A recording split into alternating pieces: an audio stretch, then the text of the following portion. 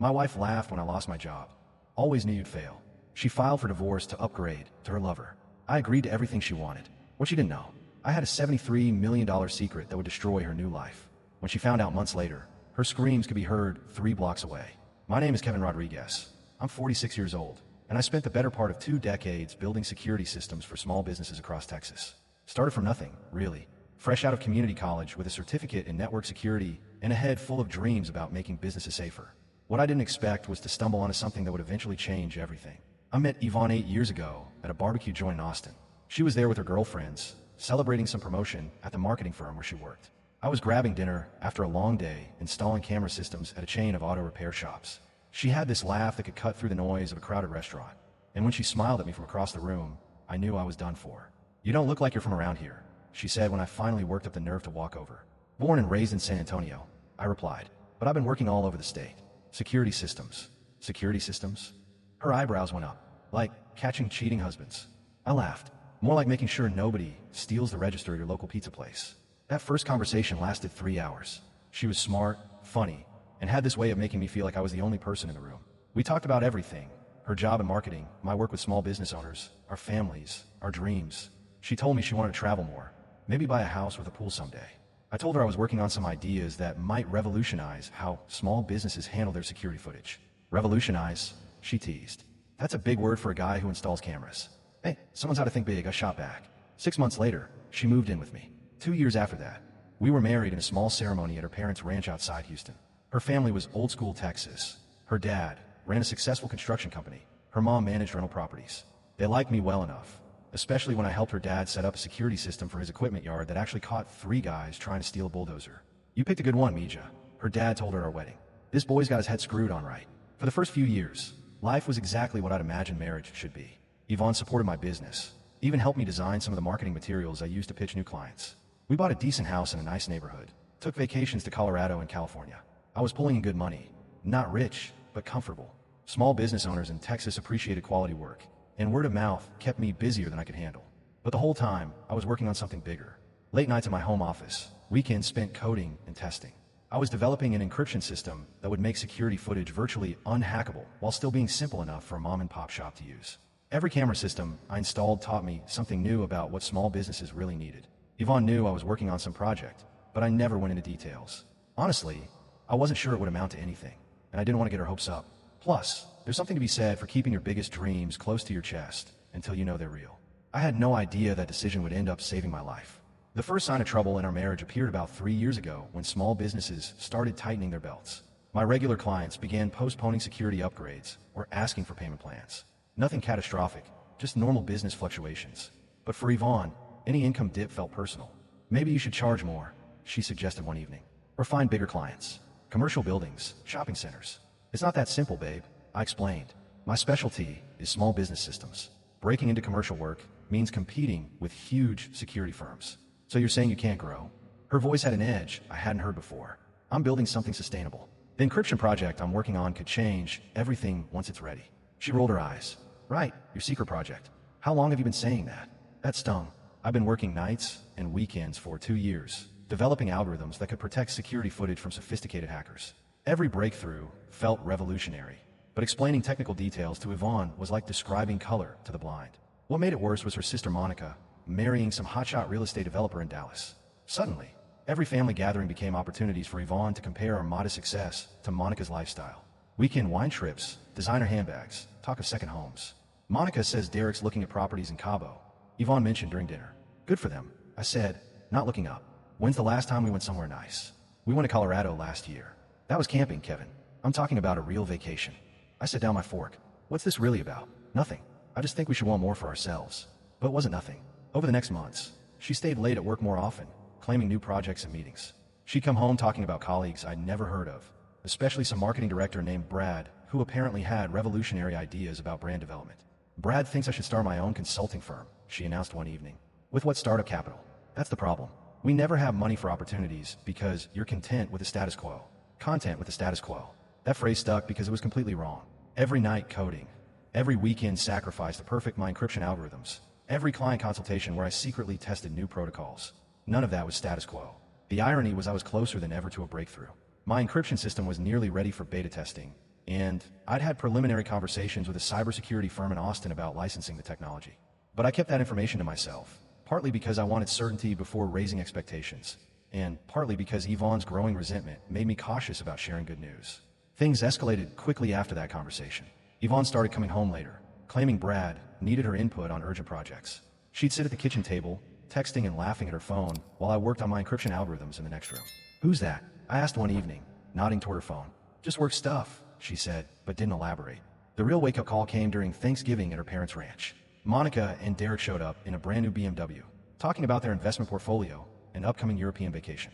Derek pulled me aside after dinner, cigar in hand. "Kevin, man, you need to step up your game," he said, blowing smoke into the night air. "Yvonne's been asking Monica about what it takes to succeed in business." "What do you mean?" "She's wondering if you've got what it takes to provide the lifestyle she deserves." I felt my jaw clench. "And what lifestyle is that?" "Come on, brother. Look around. Nice cars, nice trips, nice things. Monica never has to worry about money because I make sure of that." That night, driving home in our 5-year-old pickup truck, Yvonne was unusually quiet. Finally, she spoke up. "Derek's right, you know. You could be doing so much more with your skills." "Like what?" "Corporate security consulting, government contracts, real money, Kevin." "I'm building something bigger than that," I said, gripping the steering wheel tighter. "Are you?" "Because from where I sit, it looks like you're just maintaining the same small-time operation you've had for years." That's when I made a decision that probably saved my marriage from dragging on longer than it should have. I stopped trying to convince her. If Yvonne couldn't see the value in what I was building, then maybe she didn't deserve to benefit from it when it paid off. My encryption software was nearly complete. Beta testing had shown incredible results. Footage that would normally take hours to decrypt could now be secured and accessed in minutes, with military-grade protection. The cybersecurity firm in Austin was ready to move forward with licensing discussions. But I kept my mouth shut. Let her think I was small-time. Let her compare me to Derek and his flashy lifestyle. Soon enough, she'd realize exactly what she'd walked away from. The distance between us grew wider every day. She stopped asking about my work entirely. By spring, Yvonne wasn't even pretending anymore. She'd leave for work early and come home after I was already asleep. Weekends became solo affairs. She'd visit Monica in Dallas or go shopping with girlfriends while I perfected my encryption protocols.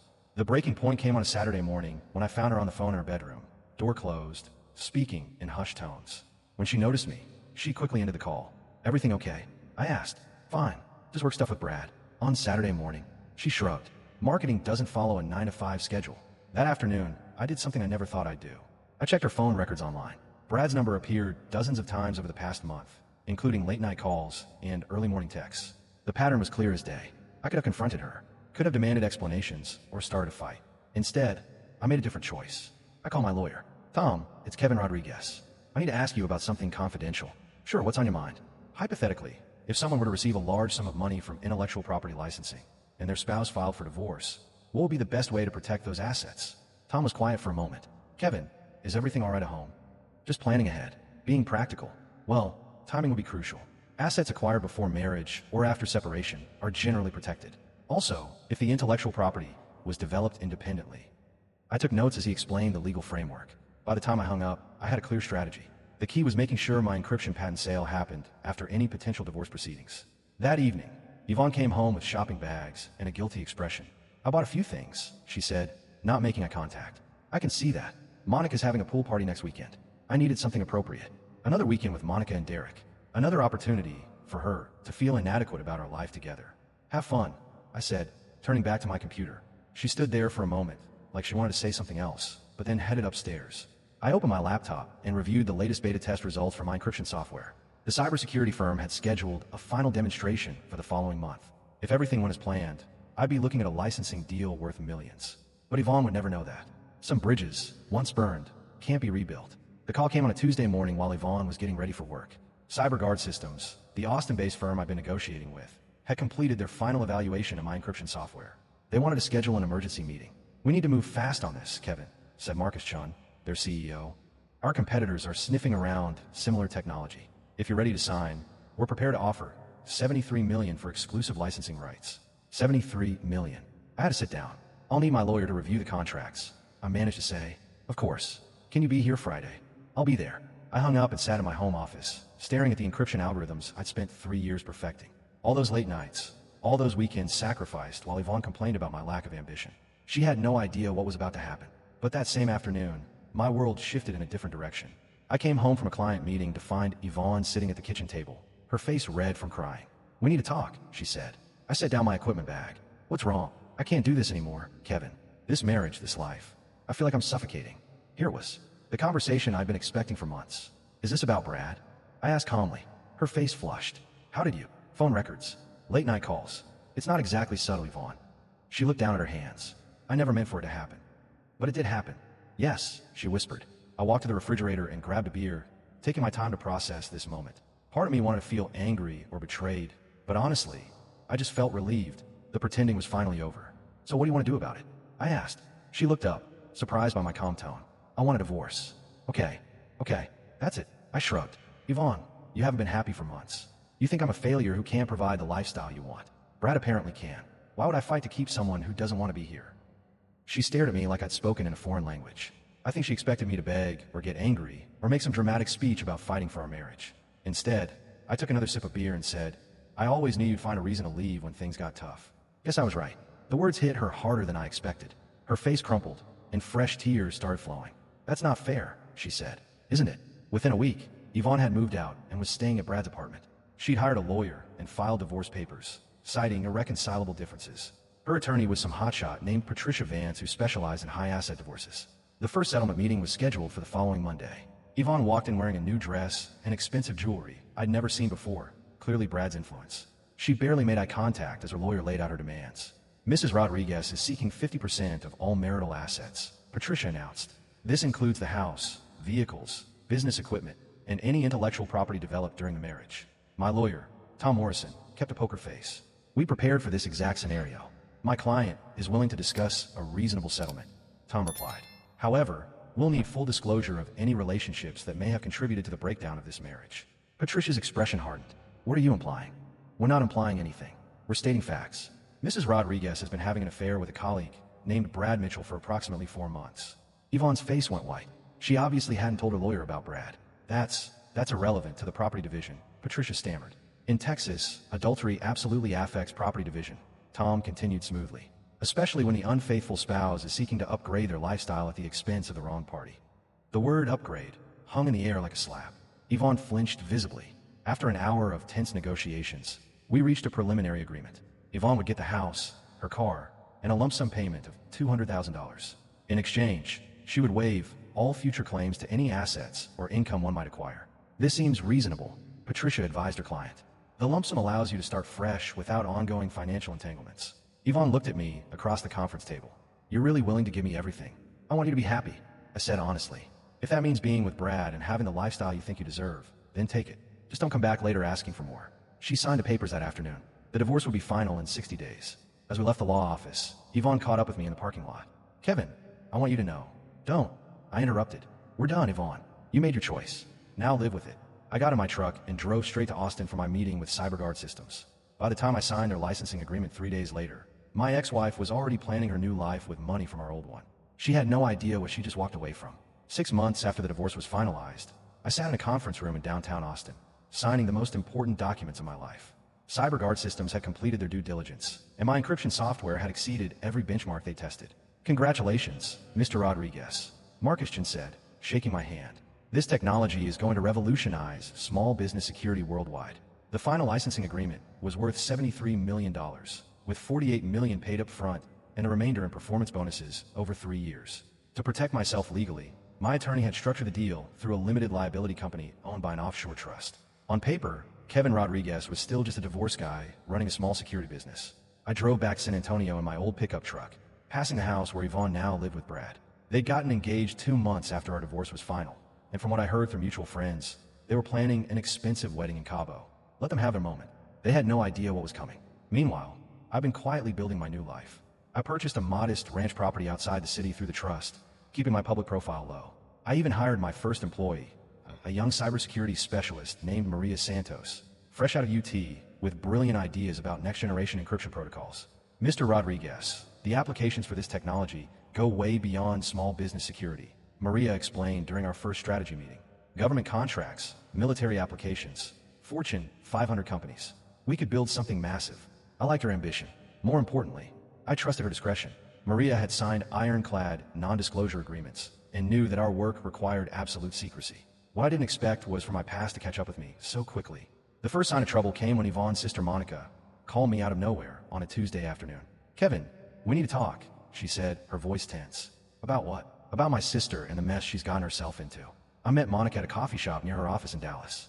She looked stressed, tired, and nothing like the confident woman who'd flaunted her wealth at family gatherings. Yvonne's in serious financial trouble," Monica said without preamble.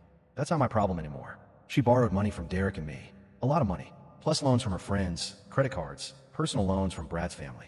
We're talking about over $200,000 in debt." I raised an eyebrow. How does someone burn through that much cash in 6 months? Wedding planning, down payment on a bigger house, shopping sprees, expensive vacations. She thought Brad was making more money than he actually is. His marketing firm is struggling, and he's been financing their lifestyle with credit. Again, not my problem. Monica leaned forward. "Kevin, she's desperate. Derek and I are talking about taking legal action to recover our loans. If that happens, she might come after you for more divorce settlement." She waived her rights to future claims. Desperate people don't always think rationally. I sipped my coffee, processing this information. Yvonne had always been bad with money, but this level of financial self-destruction was impressive even for her. "Why are you telling me this?" I asked. "Because I know my sister. When she realizes how badly she screwed up, she's going to look for someone to blame. And that someone is probably going to be you." Monica's warning proved prophetic. 2 weeks later, I received a call from an investigator named Jake Mitchell. No relation to Brad, thankfully. "Mr. Rodriguez, I've been hired to look into your financial situation," he said. "Specifically, whether you concealed assets during your divorce proceedings. On whose behalf? I'm not at liberty to say, but I think you can guess." I hung up and immediately called Tom Morrison, my attorney. "They're fishing," Tom assured me. "The divorce settlement was rock solid, and your patent sale happened months after the decree was final. They have no legal grounds for additional claims." But I wasn't taking any chances. I hired my own investigator to monitor Yvonne's activities and had my cybersecurity team sweep my systems for any unauthorized access attempts. What they found was disturbing. Someone had been trying to hack into my business computers for weeks, using sophisticated social engineering tactics to gather information about my clients and projects. The digital fingerprints pointed to a cybersecurity firm that Brad's marketing company occasionally contracted with. "They're looking for evidence of hidden income or undisclosed projects," Maria explained, showing me the attempted intrusion logs. "Whoever's behind this knows what they're doing." That's when I decided to take the offensive. Through my attorney, I filed restraining orders against both Yvonne and Brad, prohibiting them from attempting to access my business systems or harass my clients. Then I did something that would make their financial problems much worse. I called Derek. "Your brother-in-law and his girlfriend have been trying to hack my computer systems," I told him. "I have digital evidence, timestamps, everything. I'm prepared to file criminal charges unless this stops immediately." Derek was quiet for a long moment. "Jesus, Kevin, I had no idea they were that desperate. Now you do. I want my ex-wife to understand that I'm not the same pushover she divorced. If she wants to play hardball, I'll bury her." The next day, Derek and Monica demanded immediate repayment of their loans to Yvonne. Brad's family did the same. Within a week, Yvonne and Brad were facing financial ruin, with creditors circling and their engagement falling apart under the pressure. But I wasn't done yet. Through carefully placed sources, I made sure Yvonne learned about my real financial situation. Not the details, but enough to understand that she'd made the biggest mistake of her life. I didn't tell her about the patent sale directly. I let her discover it the way greedy people always do, by digging where they shouldn't and finding more than they bargained for. When she finally realized what she'd walked away from, the phone call started. Crying, apologizing, begging for a chance to explain. I let every single call go to voicemail. Some lessons are best learned the hard way. The legal counterattack came exactly as I predicted. 6 weeks after Yvonne discovered the truth about my patent sale, she hired a new attorney, some aggressive divorce specialist from Houston who specialized in post-decree asset recovery. The lawsuit claimed I committed fraud by concealing the encryption software during our marriage, arguing that early development work made it marital property. They demanded 50% of the $73 million licensing deal, plus punitive damages and legal fees. "It's a desperate Hail Mary," Tom Morrison explained during our strategy meeting. "But desperate people can be dangerous in court, especially when this much money is involved." I wasn't worried. We had timestamps proving the patent application was filed after our separation. We had documentation showing the software was developed entirely on my own time, using my own resources. Most importantly, we had the ironclad divorce agreement with Yvonne's signature waiving future claims. But what really sealed their fate was the evidence of attempted cyber intrusion. "Your Honor," Tom addressed the judge during the hearing, "the plaintiff has violated multiple state and federal laws in her quest to find grounds for this frivolous lawsuit." He presented our digital forensics report, showing the systematic attempts to hack my business computers. We had server logs, IP addresses, and timestamps proving that someone with access to Brad's marketing firm had tried to steal proprietary information. Furthermore, Tom continued, "This appears to be part of a pattern of harassment designed to pressure my client into an unwarranted settlement." Yvonne's attorney tried to object, but the evidence was overwhelming. The judge was clearly annoyed by what he called a fishing expedition disguised as a legitimate legal claim. The ruling was swift and brutal. Not only did the judge dismiss Yvonne's lawsuit with prejudice, he ordered her to pay my legal fees under Texas's frivolous litigation statute. The amount was substantial, nearly $80,000. But I wasn't finished. Using the court's findings as leverage, I filed criminal charges against Brad's company for unauthorized computer access. While the DA eventually declined to prosecute, the investigation destroyed Brad's business reputation and cost him several major clients. Within 6 months, both Yvonne and Brad were facing bankruptcy.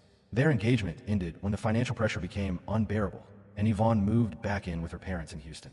Meanwhile, I was building an empire. CyberGuard's implementation of my encryption technology had exceeded all projections, triggering the performance bonuses in our contract. The additional payments pushed my total earnings past $90 million. I used the money to expand Rodriguez Security Solutions into a major player in the cybersecurity industry. Maria Santos became my chief technology officer, and together we developed innovations that attracted attention from Fortune 500 companies and government agencies. The best revenge, I realized, wasn't destroying Yvonne's life. It was building a life so successful that her absence became irrelevant. 2 years later, I was featured on the cover of Texas Business Monthly as Cybersecurity Entrepreneur of the Year. The article detailed how a small-town security installer had revolutionized data protection for businesses worldwide. It mentioned my divorce only briefly, noting that I'd remained focused on my work despite personal challenges. Yvonne called me the day the magazine hit the stands. "Kevin, I saw the article," she said, her voice small and tentative. "I'm so proud of what you've accomplished." "Thank you," I replied neutrally. "I know I have no right to ask, but could we maybe meet for coffee? I'd like to apologize properly for everything that happened." I considered the request for a moment. The old Kevin might have agreed, might have wanted closure or vindication, but the man I'd become had moved far beyond needing either. "Yvonne, I appreciate the call, but there's nothing left to discuss. You made your choice, I made mine. We both have to live with the consequences." "But Kevin," I realize now how wrong I was. About everything. About you.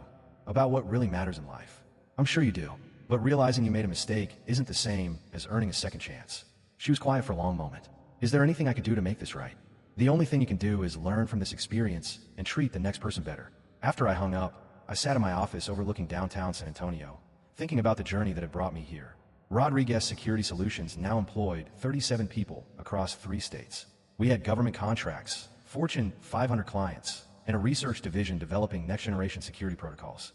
Maria knocked on my door, holding a folder of patent applications for our latest innovations. "Mr. Rodriguez, the Department of Defense wants to schedule a demonstration of our quantum encryption protocols," she said. "They're talking about a contract worth $200 million over 5 years. I smiled and nodded. This was the life I'd built, not in reaction to Yvonne's betrayal, but in spite of it. Success driven by purpose, not revenge. That evening, I drove out to my ranch and sat on the porch, watching the sunset over the Texas Hill Country. I own this land, this house, this view. But more importantly, I own my choices and my future.